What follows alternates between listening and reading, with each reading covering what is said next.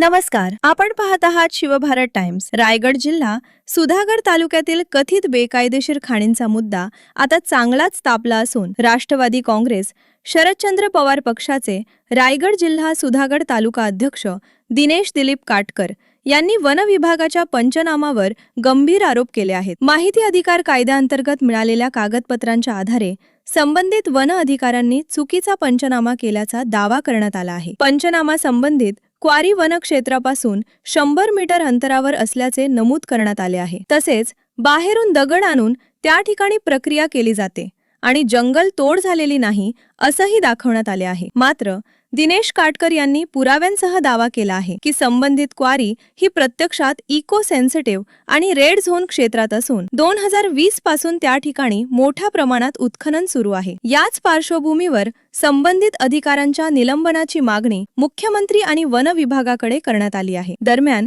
दिनेश काटकर याबाबत प्रतिक्रिया देताना म्हणाले, मी दिनेश दिलीप काटकर, सुधागड तालुका अध्यक्ष शरदचंद्र पवार।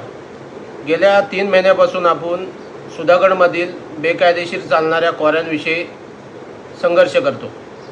फॉरेस्ट डिपार्टमेंटला माहिती अधिकार अन्वय 5च्या नियमाने आपण टाकलेल्या अर्जानुसार आपल्याला जी माहिती भेटली, उत्तम शिंदे साहेबांनी पंचनामा कशा पद्धतीने चुकीचा केलाय ते मी सांगतो। उत्तम शिंदे साहेबांनी साधा वनाचा पंचनामा केला असं दाखवला, 100 मीटर क्वारी लांब आहे असं दाखवलं, क्वारी मालक बाहेरून माल आणून तिथे दगड पिसतो असं दाखवलं आहे, वनक्षेत्राची कुठलेही जंगलतोड झालेली नाही असं दाखवलं आहे। पण मी पुरावे सादर करतो का ती क्वारी 100 मीटरच्या आत आहे। खरं तर भारतीय संविधान अनुच्छेद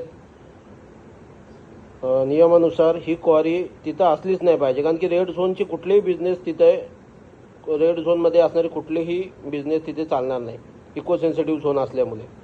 तरी चला आपण ह्या गोष्टी समजू शकतो का काहीतरी ह्याच्यात लपलेलं आहे।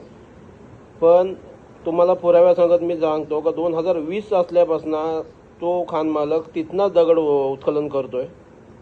मग हा पंचनाम्यात असं शिंदे साहेबांनी का लिहिलं का ते बाहेरून आणते, तर ह्याच्या विरोधात आपण एक मुख्यमंत्री साहेबांना आणि फॉरेस्ट डिपार्टमेंट नागपूरला ह्या अधिकाऱ्याची निलंबनाची कारवाई करण्याची मागणी केलेली आहे। सुधागडवासियांना एकच सांगतो का तुम्ही जेव्हा रात्री झोपता त्यावेळी तुमच्या समोरून, तुमच्या पाली बाजारपेठेतून कमीत कमी हजारो डंपर जातात।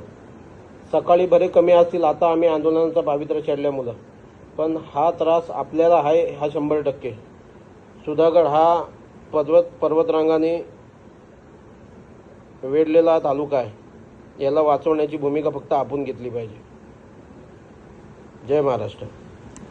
शिवभारत टाइम्ससाठी bureau report, Sudhagad, Raigad. Shivbharat Times, आवाज स्वाभिमानाचा।